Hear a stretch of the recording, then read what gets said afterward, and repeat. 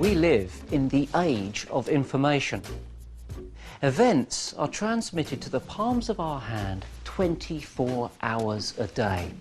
Events which surprise us, occasionally even frighten us. We're going to bring you some of the most bizarre and mysterious natural phenomena on the planet. From the Dutch car that got completely cocooned in a silky web, to the day that Sydney turned crimson. This is unbelievable. And from the swarms and plague sweeping the world, to the mystery surrounding 200 whales in Tasmania. Using eyewitness accounts, news footage, and experts and scientists, we are going to try and explain what on earth is going on.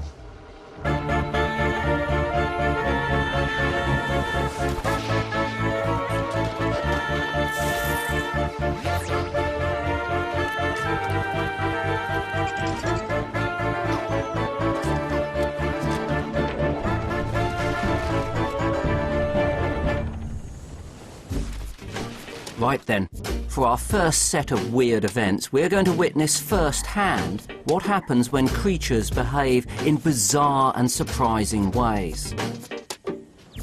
There's an explosive event which shocked the residents of a quiet Hamburg suburb, and a parasite that will have you gagging. But we start in the city of Rotterdam in Holland, when, in 2009, this happened. It was like something out of a Grimm's fairy tale.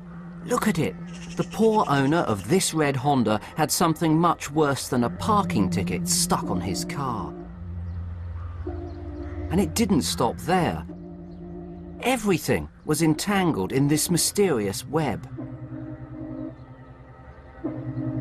A closer inspection revealed millions of the silk-spinning offspring of a species of ermine moth.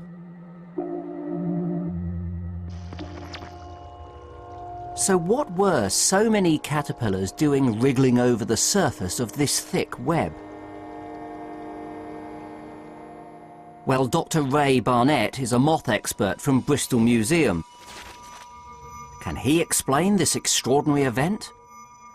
The adult female, flying about at night like most moths, would find the right food plant and then would lay a clump of about 50 eggs.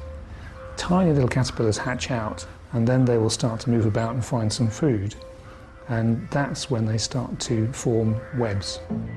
The silk is made from proteins in the caterpillar's saliva. It's both strong and sticky. Normally, we see caterpillar silk being used to make a cocoon for their transformation into an adult moth. But in Rotterdam, the ermine moth caterpillars had a totally different plan. They spin this silk over the food that they're on and hide underneath it. And that just means that the birds, which are the main visual predators of caterpillars, are unable to get at them easily. And they're not the only creatures out to get them. There's also a particularly resourceful parasitic wasp which lays its eggs on their skin. Its larvae then feeds on the caterpillar. It's in their interest, because they're nice and juicy and very attractive for birds to eat in particular, to protect themselves in that way. The reason they chose this street in Rotterdam is because it's lined with plenty of their favourite food, the leaves of the spindle tree. But why was the web so enormous, completely covering the trees from top to bottom? What seems to happen when we get these really big aggregations is that you've had several females lay eggs on the same plant. And so they're all joining together and making a sort of super web, which can cover whole hedgerows if there's enough of them. And of course, as they get bigger, they need more food, and so the web expands and increases. Fair enough, but this still doesn't explain why they coated the car. As they've gradually exhausted the food supply, so they continue to look for more by spinning more web and expanding out and perhaps leaving the tree that they were feeding on to try and locate more. If you imagine yourself as a poor little defenceless caterpillar, you can't just run across the road because the birds will eat you. So you have to keep your protection with you. You have to keep spinning the web and moving underneath that web. So they're moving off the tree. They don't know where they're going, but they're looking to try and find some more food plant. And consequently, they've ended up covering all the bits and pieces around the tree, which happened to include, in this case, a car. So quite a remarkable incident. But I don't think they were fooled. They didn't think this was something to eat. They're just on their way to try and find more to eat. So the reason for this incredible car-cooning caterpillar event was a bumper year for ermine moth, triggering a desperate race for caterpillar food and a very sticky situation for the car owner. What an astonishing spectacle. It's almost a work of motoring and caterpillar art, I have to say. Nevertheless, we are getting more reports of these things, and the time to look out for them is in May and June, especially if you have bird cherry trees or spindle trees in your garden. If you do, don't park your car underneath them. And we stay with unusual appetites for our next weird event, which is truly amazing. We're crossing the border from Holland to Germany to the outskirts of Hamburg, where in 2005 a small pond became the focus of international shock and revulsion. About 1,000 dead toads were discovered lying around the edges, their bodies appearing to have exploded. Eyewitnesses said they swelled up to about 3.5 times their normal size and then simply burst. And they burst with such an explosive force that their entrails were blown over several square metres. Nice. The amphibians affected were European common toads, and the carnage took place in April, around the time when they were spawning. Scientists initially thought that foreign racehorses at a nearby track might have brought in a virus or an infection, but when they tested the water and the toads, they found absolutely nothing. The location was dubbed the Pond of Death, and then things escalated as the death spread across the border to a nearby Danish lake. What could possibly be causing these gruesome events? Eventually, scientists came up with a theory that implicated these types of birds and placed them at the centre of this mystery. You see, corvids like this raven are amongst the most intelligent of birds. If you want to know just how clever they are, take a look at these extraordinary Japanese crows. You see, they had some tough nuts to crack, walnuts to be precise. They realised they needed some help, so they were dropping them onto the road and using cars to crack them open. Pretty brainy. But retrieving them was dangerous. So these avian masterminds took it one stage further.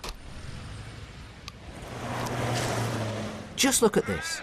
They started deliberately dropping them onto pedestrian crossings so they could collect the contents of the nuts when the traffic stopped.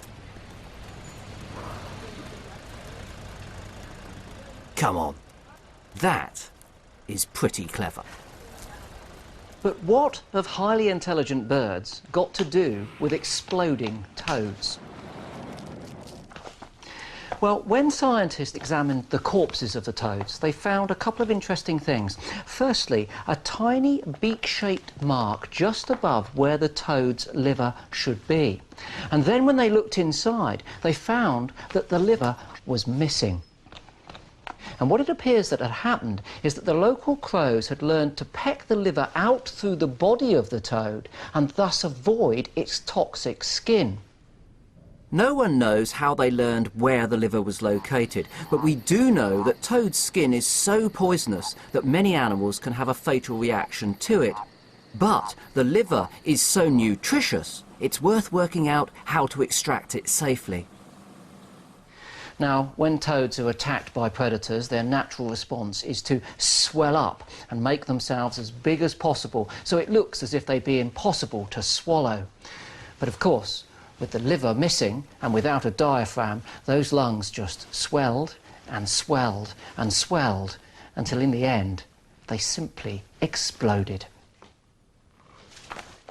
Clever birds, corvids. So, the mystery of the exploding toads was finally solved by smart detective work, and it was the crow's refined taste for toad liver that was to blame. But if you thought those poor toads had it bad, wait until you see what our next weird species gets up to. For our final bizarre animal story, we're in the UK, in Lewisham, southeast London. A couple preparing a fish supper were horrified to find this sinister-looking creature staring out of the fish's mouth.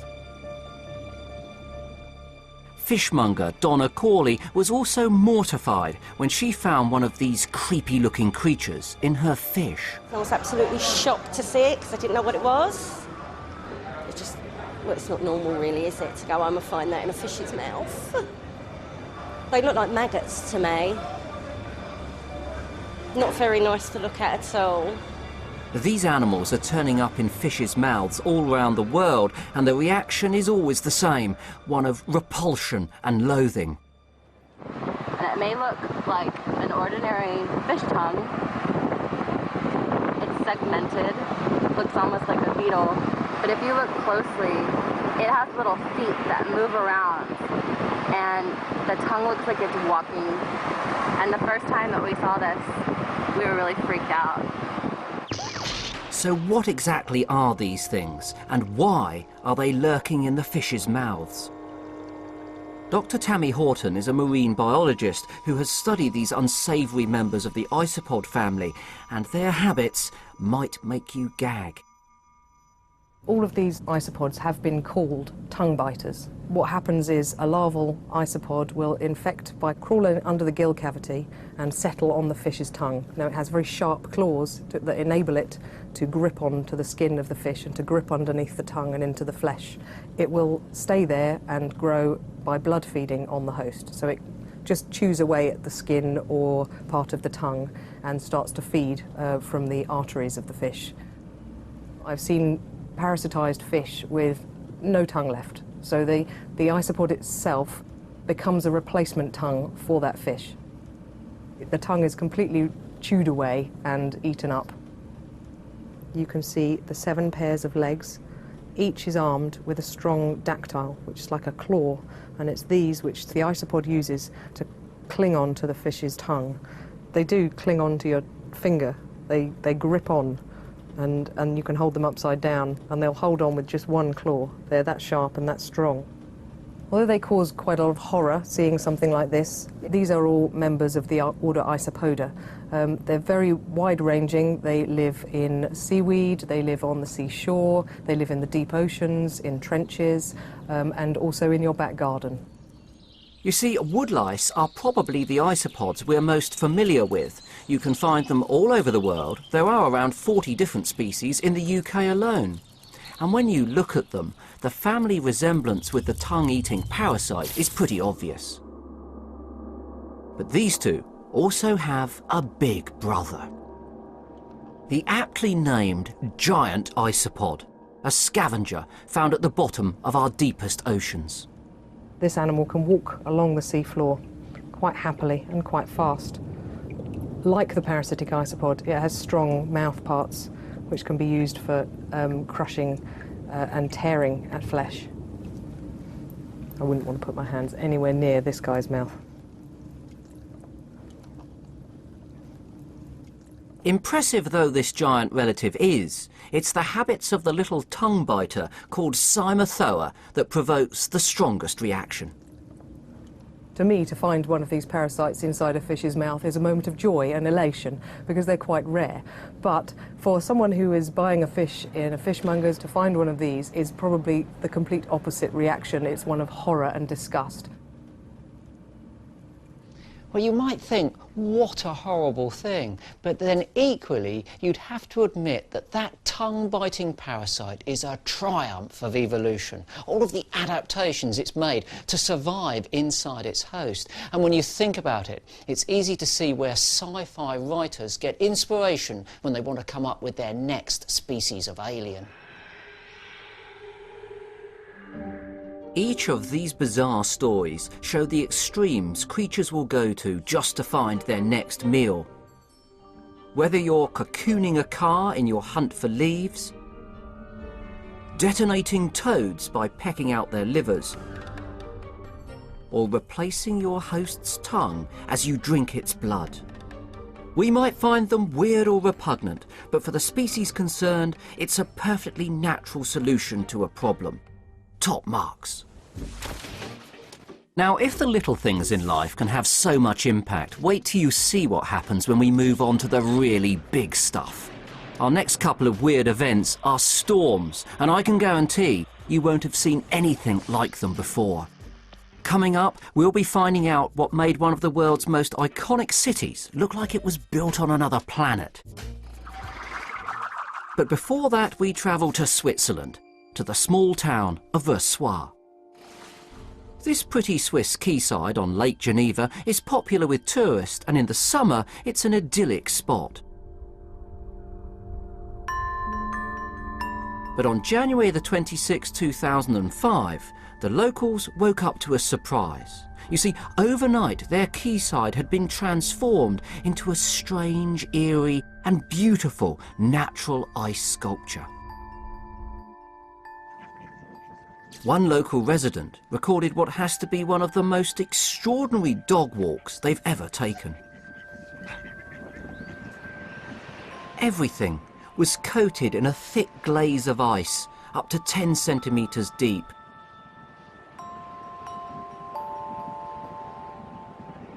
Boat owners, well, they were left with a sinking feeling as the weight of the ice had started to capsize their yachts.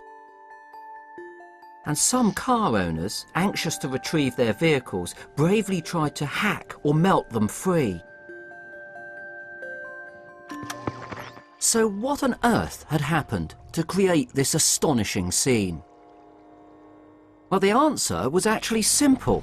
You see, during the night, temperatures had reached -10, not unusual in itself, but this combined with winds gusting across the lake at 60 miles an hour had produced something extraordinary. The whipped-up waves and spray hitting the quayside on the southwestern shore simply froze on the spot. And the results were nothing short of wondrous. It was a good week before the ice thawed and freed the entombed trees, benches and cars.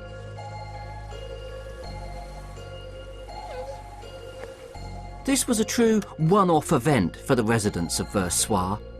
A little bit of magic in the middle of winter, something none of them would ever forget. Incredible images, haunting, like a vision from a Grimm's fairy tale. But if those images chilled you, our second weird weather event will have you gasping. We're heading now to Australia, to its largest and most famous city, Sydney. On the 23rd of September 2009, what happened to Sydney amazed the world, because it literally changed colour overnight. That morning, everything was drenched in red. It was almost like the colour of blood. And I could see that it was throughout the city. From his high-rise apartment, Jonathan Berry had a ringside seat on these incredible events. It was completely even. It was almost as if I was on Mars. It was very still, there was no wind, and I couldn't taste it, and I couldn't touch it, and I couldn't smell it. There was nothing. 6:10 in the morning, and it's September 23rd, 2009. Sydney-siders grabbed their cameras and phones and recorded the surreal scenes. This is unbelievable. Absolutely amazing. 6:30 in the morning. Look at this.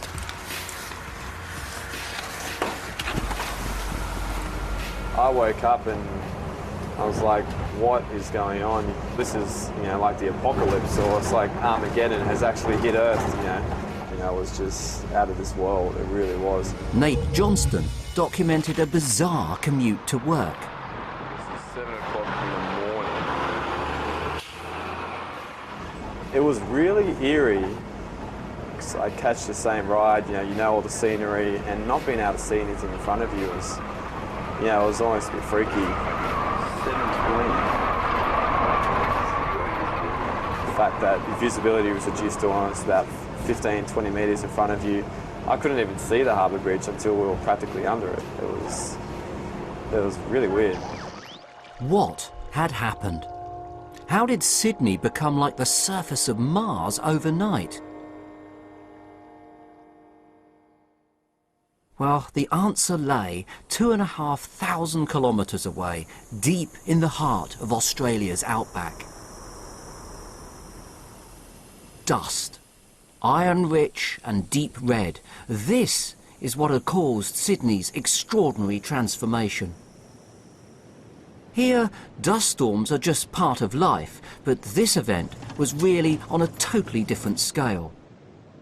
Hardened Aussie John White has experienced most of what the outback had to throw at him. The dust storms that I normally come across are fairly short-lived, and you can see them coming. It's normally a beautiful blue sky, then you can see the dust storm coming towards you. It comes through maybe half hour or so, it's there, and then sometimes you get a bit of rain, then it clears up. But while crossing a track, he had an accident at just the wrong time. Shortly after, a storm unlike anything he'd ever seen before overwhelmed his stricken vehicle. The wind was absolutely atrocious. The airborne sand, you couldn't stand up in it. It was cutting into your skin. Even with my big beard, you could feel it on your skin. It was absolutely horrendous. Atmospheric scientist Craig Strong is an avid connoisseur of dust storms.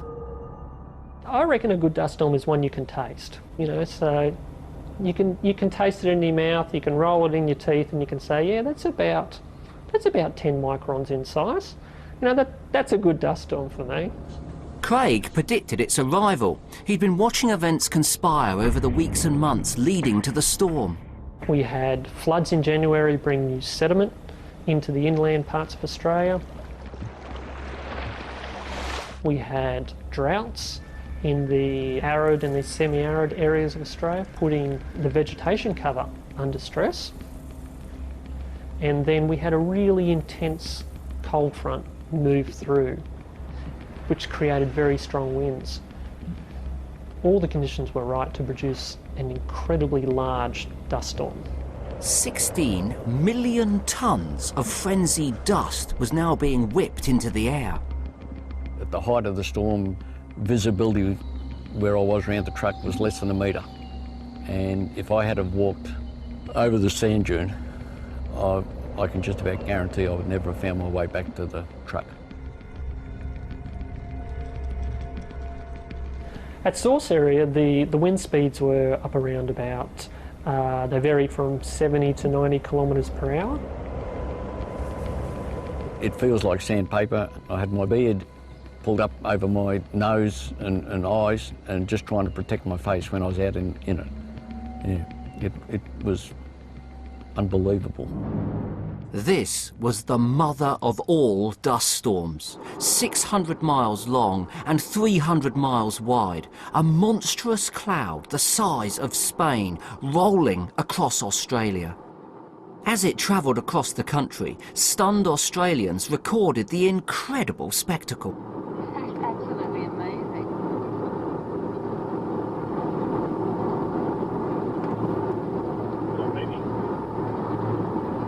Just coming across. Oh, you are? Yeah, I'm recording it. It's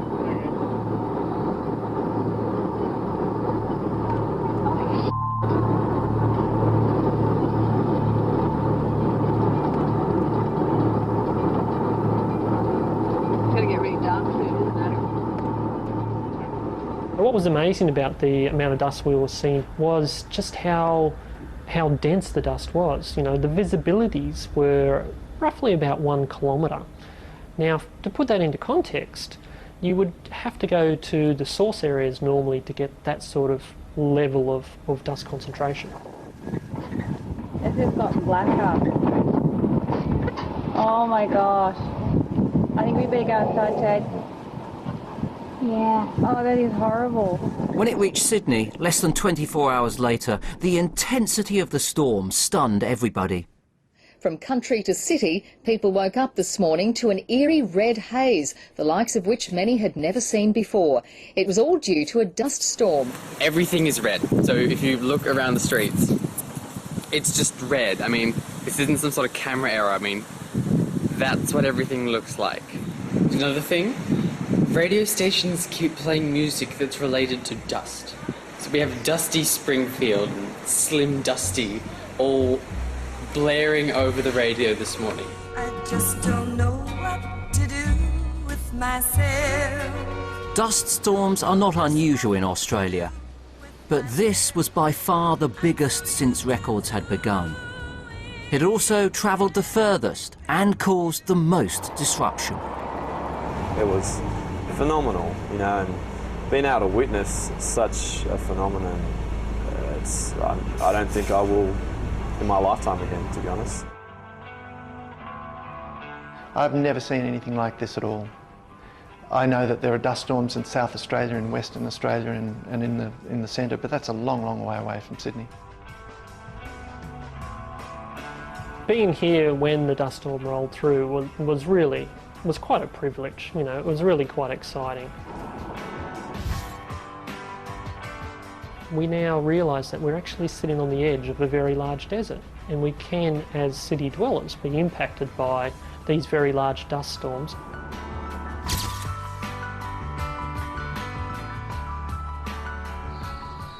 To realise that I was out in the start of that,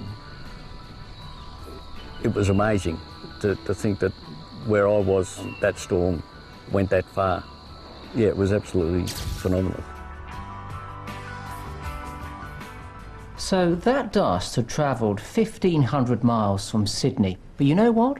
Our nearest desert, the Sahara, is the same distance away.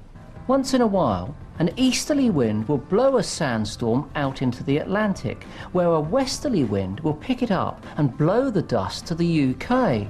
So although we don't get storms of that magnitude, even here in the UK, the Sahara Desert makes itself felt, and we can see it, dust, all over our cars. Now, one-off weird weather episodes like these are awe-inspiring. But a 2011 report on climate change predicts that there's going to be an increase in what they're calling unprecedented extreme weather. So, as atmospheric conditions become more erratic, amazing events like those in Versoix and Sydney may well become more frequent.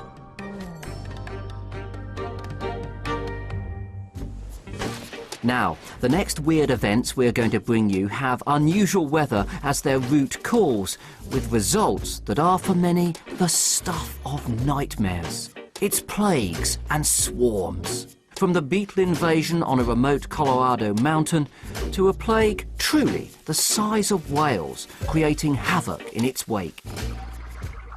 We're back in Australia with an animal hated by humans the world over.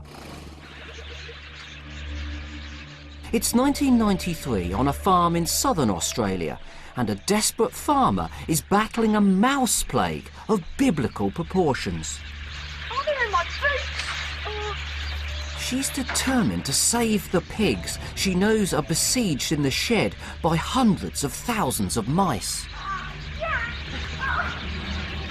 Mice which are so desperate for food, they're literally trying to eat her pigs alive.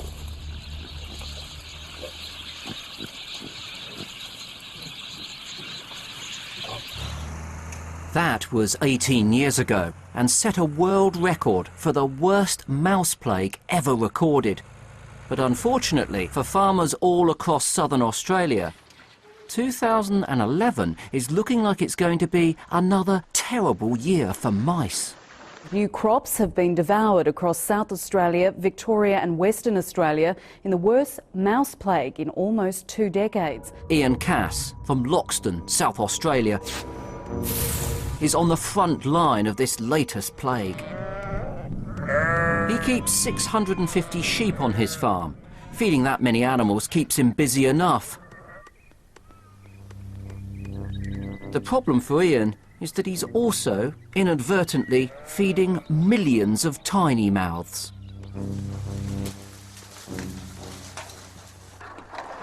Oh, we've tried poisoning them. We've tried all sorts to try and cut their numbers.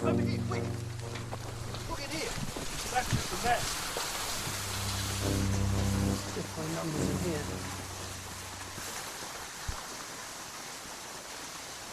Nothing works. We can't beat them. We've killed millions, but we can't beat them. They're a nightmare. Oh, yeah. And here are the stats. A mouse eats up to 1/3 of its body weight every day. That's about 8 grams. Not a lot, you might think, but when you multiply that by the estimated 500,000+ mice which are living on Ian's farm, they could consume 1.5 metric tons of grain every 24 hours. In this part of South Australia, they've been used to mouse plagues every 6 years or so. But recently, it's been more like every 4. Not surprisingly, they seem to tie in with years when there's a bumper harvest. But this is not the whole story. Greg Mutzi is a pest expert. He's been studying Australia's mouse plagues and is shocked at recent events. It's been very severe, and the population densities in the paddocks have been terrifically high, perhaps 1,000 mice per hectare across vast areas. There would be fewer than 10 per hectare when things are normal. Now there's more than 100 times that number.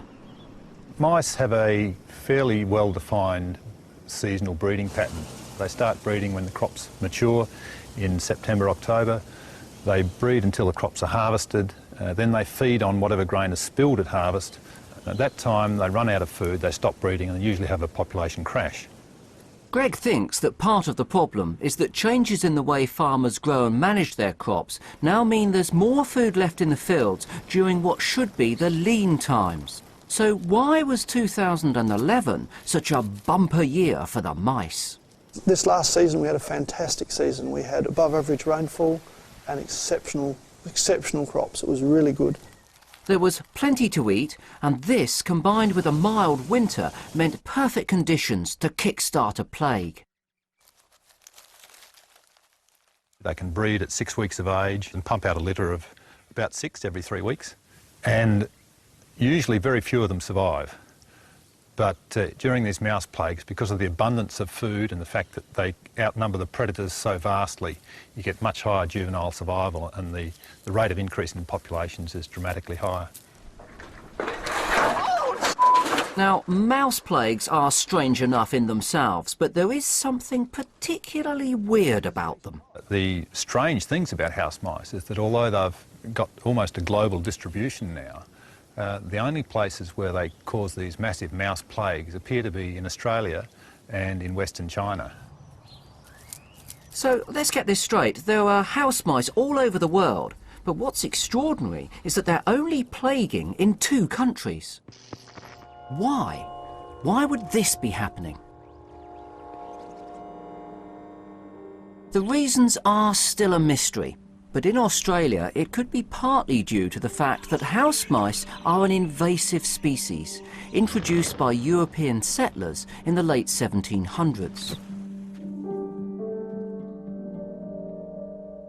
Back home, they're a key component of a long-established ecosystem, and they provide food for some of our most iconic hunters.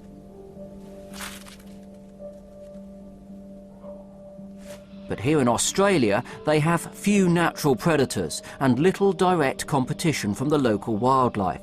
So when conditions are right, nothing can stop them. Except perhaps man. Mouse plagues have become a part of the landscape in Australia and have been for a long, long time. Well, there was a massive mouse plague in 1917. 3.5 tons of mice that were captured in one night around a single grain stack in Western Victoria during that period.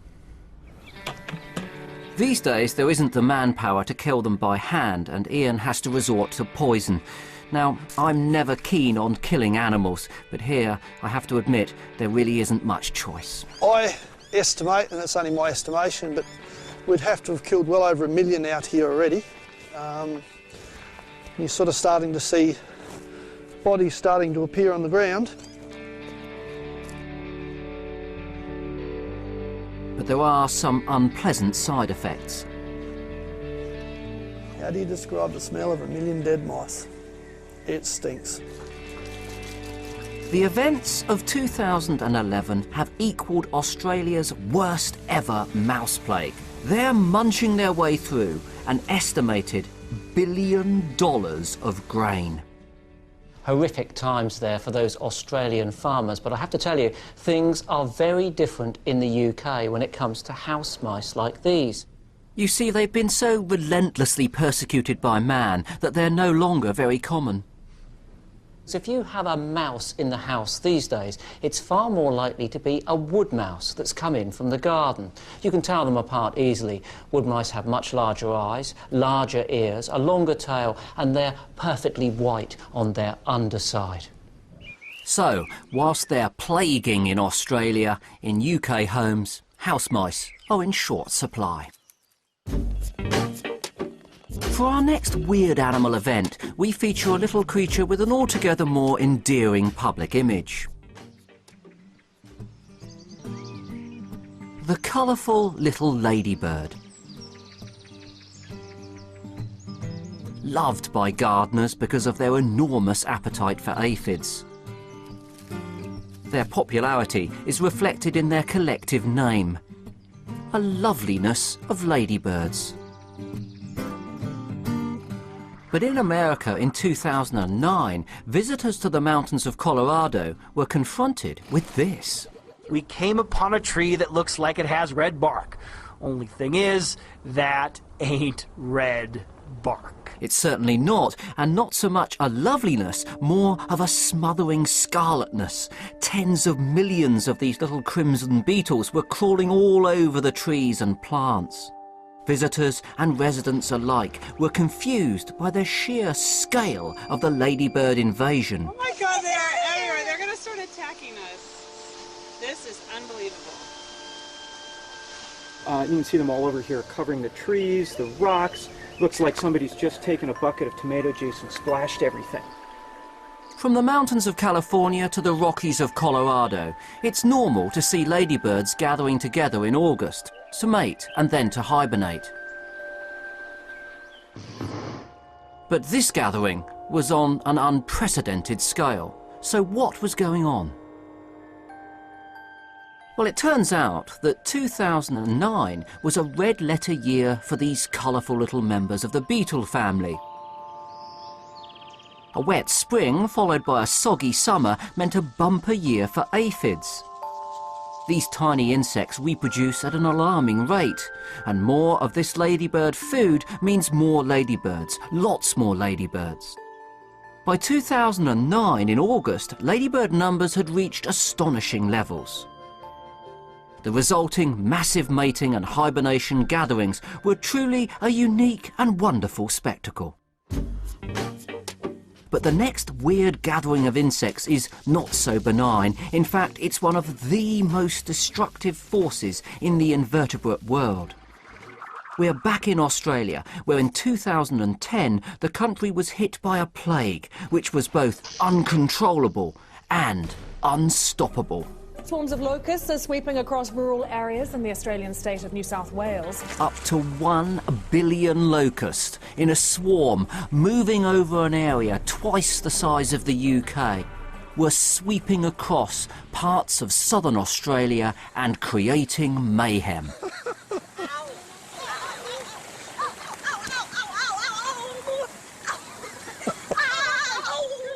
My friends and I we saw this big, like, it was kind of a brown cloud, and we thought like it was going to rain or something, but we stepped outside and like we stuck our hands in it and there were just locusts. At Irimple Primary School near the outback town of Mildura, the kids were enjoying their playtime when the swarm hit. So millions, 100 million, billions, probably trillions, like lots of them. It just felt disgusting, like mostly all the girls, they were just like, ah! But it wasn't just the kids whose playtime was being disrupted by the millions of winged visitors. Local sporting clubs are at their wits' end too, as the interlopers crowd their bowling greens and fairways. From tennis courts to golfing greens, anywhere with a bit of grass was fair game. In Mildura, the local football team were forced to take on 2 different opponents. But whilst the locusts were causing chaos in the town, it was altogether more serious out among the farms. Here the locusts were not just an inconvenience, they were a devastating force. Professor Simpson is one of the world's leading experts on locusts and knows all about their destructive power. They eat each day about their own body weight in food, and when you multiply that single locust by hundreds of millions or billions, you can get the sort of devastation that we see.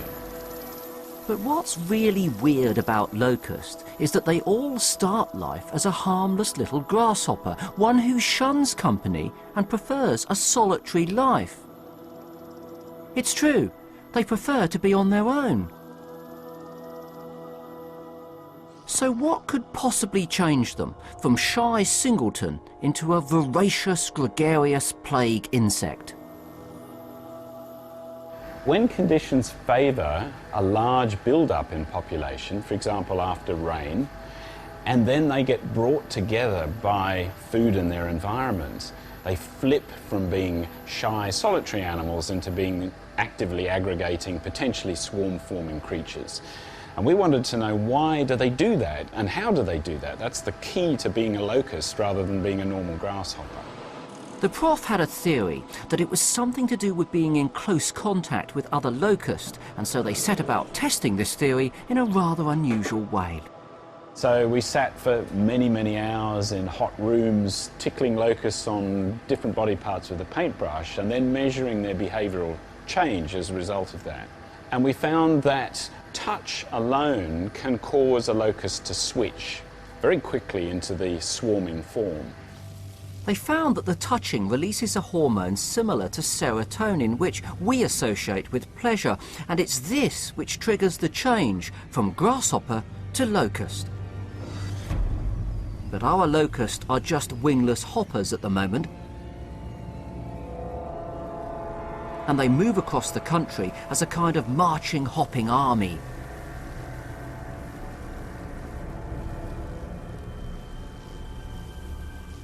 After 5 weeks, their wings are finally ready. So now the locusts can take to the air and are capable of covering vast distances. And for the farmers, this is the start of the real nightmare. These airborne swarms have become unstoppable eating and breeding machines, and frankly, nowhere is safe. On the outskirts of Mildura, farmer Terry Bavidas had everything to lose as the swarm approached his farm. We'd had a very good start to the season, and my hay was about 6 inches high. I came home about 10 o'clock one morning for a cup of coffee, and I walked outside and there was just this humongous plague of locusts just outside, and I didn't know where they'd come from. And I knew straight away my crop was going to be decimated.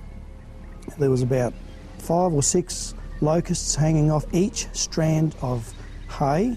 By 4 o'clock that afternoon they had decimated about 12 acres. It's just not funny at all. But Terry wasn't going to get mad, he was going to get even. A friend of mine had found an exhaust fan out of a paint shop, and I've got it rotating at 290 kilometres an hour. I had to pinch the kid's go-kart motor to do it. Terry had created the Locust Muncher.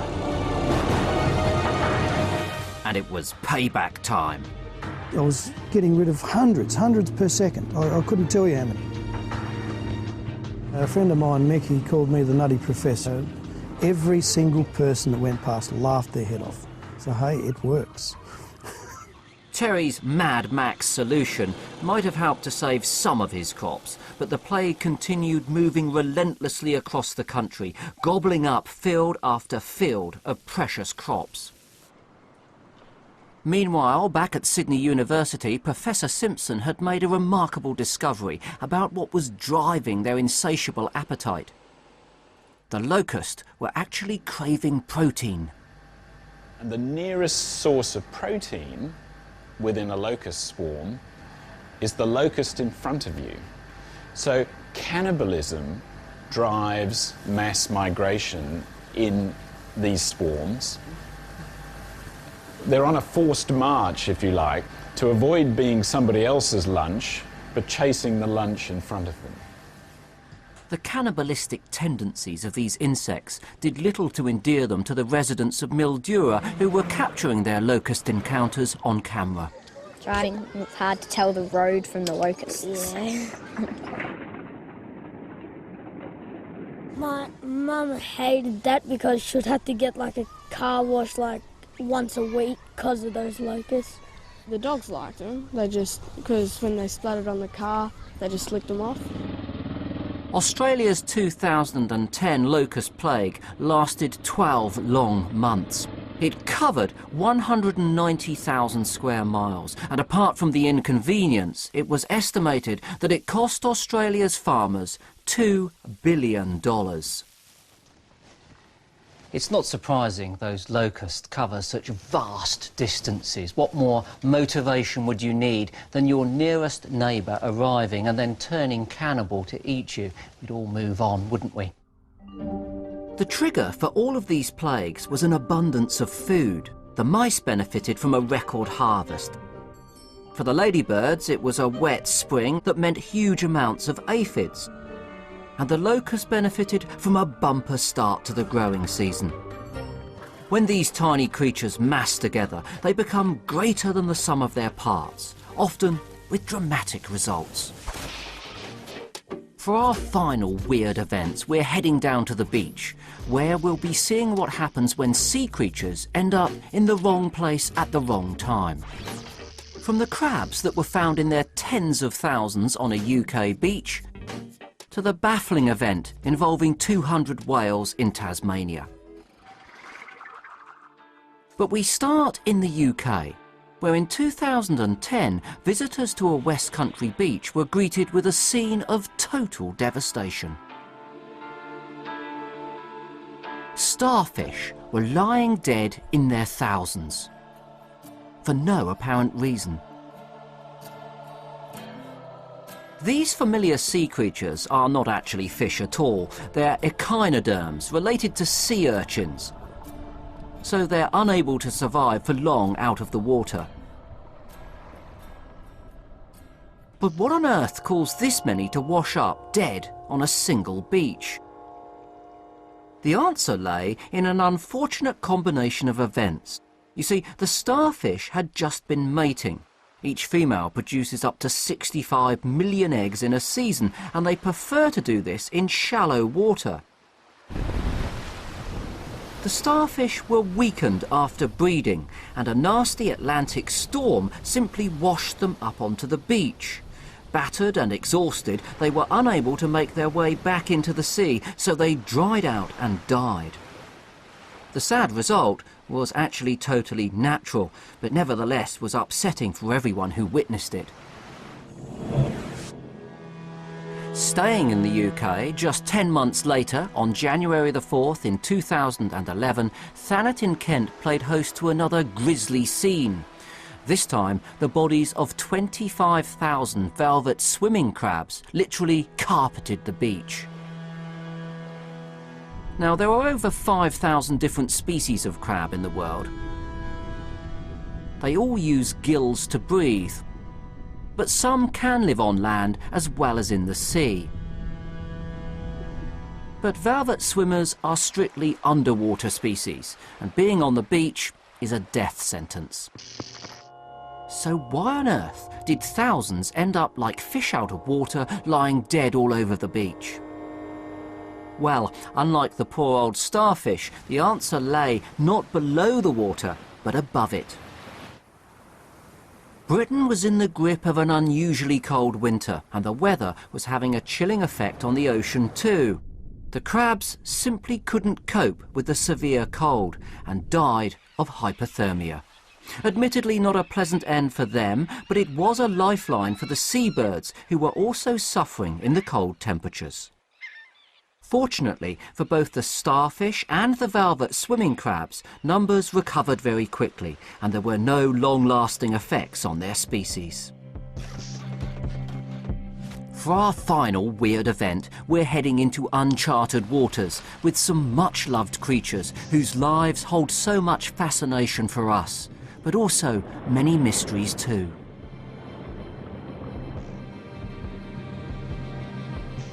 Whales are found in every ocean on the planet.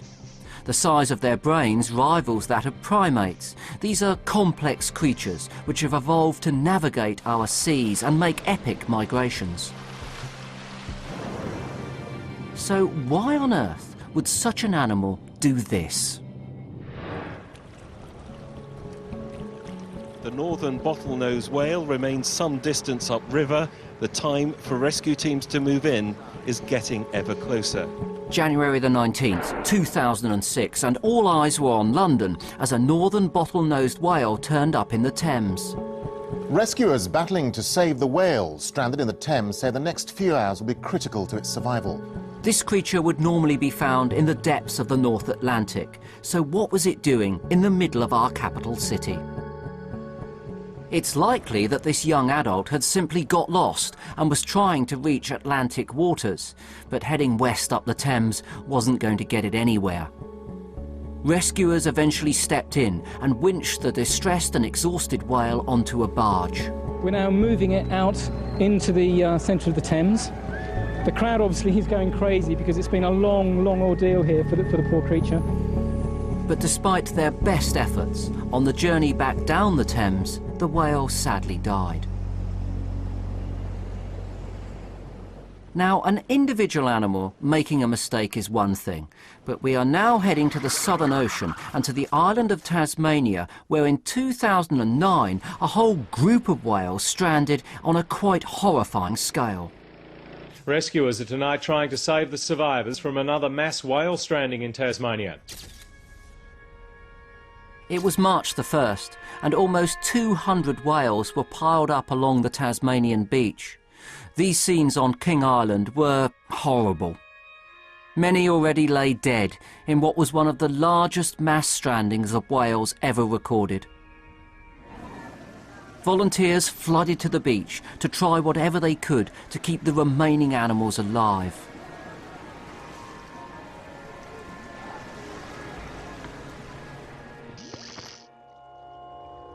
So what could possibly cause such creatures to commit what amounts to mass suicide on the beach? What we can say with some certainty is that there are 85 species of cetacean in the world, yet only 10 of these regularly strand in any numbers. This starts to tell scientists something about why these events might happen. In the UK, whale rescue is coordinated by the British Divers Marine Life Rescue and run by Stephen Marsh. One whale species that seems predisposed to stranding, to mass stranding, is the pilot whale. Pilot whales are called pilot whales because they follow their leader. What happens is that they will follow one animal wherever that animal goes. If that animal has problems and go up onto a beach, the rest of the animals will try to go with it as well. The fact that these are highly social animals helps explain the large numbers, but it doesn't answer what on earth causes them to go on what amounts to a death wish. That's where, frankly, it gets complicated. There are many theories, but none that could explain every incident. But one clue could come from the factor that unites all of the species that mass strand. They all use echolocation. In Tasmania, at the Australian Antarctic Division, Nick Gales is a marine mammal specialist who studies whales in these southern waters. Well, effectively, if you like, you could have a group of animals that are quite used to living offshore. So they're very, very skilled at living beyond the continental shelf of the various continents, and they feed out there. Occasionally their prey will come in very shallow and it'll bring them into the coast. You get storms and it stirs up the water. And while it looks very obvious to us standing on the beach that there's a big beach there, if you were to put yourself 50 metres offshore with a face mask on, swimming around, and not look above the water and get a clear picture, it's very easy to get disoriented. And even though these whales have fantastic underwater sonar, when it's very rough and there's a lot of sand in the water, they're effectively semi-blinded. Also, with these whales relying on echolocation to navigate, the inevitable question is, does human activity in our seas have a role to play in causing them to come ashore? Man has a habit of putting barriers in front of a lot of sea creatures, and one of those is acoustic pollution. This can be caused by military activity, where they're out there hunting submarines or using sonar at the same level that whales and dolphins are going to be communicating at. For them, it must be like sticking your head inside a loudspeaker. We're muffling the sound, and we are creating something that's really going to frighten them. But how much blame can be pinned on human activity is debatable, because mass strandings have been reported for centuries, long before we pumped noise into our oceans. Whilst we don't understand all of the reasons they come ashore, once they're here, it's a race against time to get them back into the water. Amongst the volunteers who helps rescue whales in Tasmania is Chris Carleon. There is a lot of death, and that's quite hard to deal with, but that one animal that you get back in the water and released and successfully watch it swim away, it's pretty special. But is returning them to the ocean actually the right thing to do? Can they really survive after all of the trauma they've suffered? Marine biologist Rosemary Gales heads the Tasmanian rescue team, and she's done some pioneering work which gives the rescuers hope. Over a year ago, we deployed some satellite transmitters on some pilot whales that we released up in the northwest of Tasmania. And we put 5 out, and then over the next month we followed those animals via satellite and also followed it up with an aerial survey. So we flew on them. Obviously with the satellite links we knew exactly where they were, and it's one of the most exciting things ever to have seen them all free swimming in Bass Strait. To actually know that they are okay and they did behave like free swimming whales, it just vindicated all our efforts. It's a fantastic result. This groundbreaking study is fantastic news. Scientists believe that if a whale can survive the first fortnight after a stranding, then the chances of long-term survival are very good. And with satellite tags deployed, we can start to learn more about the movements and behaviour of these giants out in the oceans. And perhaps finally start to unravel some more of the mysteries surrounding their lives. Whether it's rough seas throwing up weakened starfish onto a beach, sub-zero temperatures giving crabs a fatal case of hypothermia, or the tragic stranding of 200 pilot whales, when things go wrong in the sea, our beaches are often the places where we get to unravel the mysteries and pick up the pieces. What all of these stories prove is that nature's weirdest events still have the power to shock us, to stop us in our tracks and have us stare in awe. And whilst many of these phenomena are explained, many remain a mystery. And there is one thing for certain, and that is that nature still has plenty of surprises just waiting to happen. Next time on Nature's Weirdest Events, incredible holes open in the Earth's crust. There's a frightening mystery in Arkansas. What makes that happen for them just to drop out of the sky like that? And a massive surge of sea foam gives beachgoers a day they'll never forget.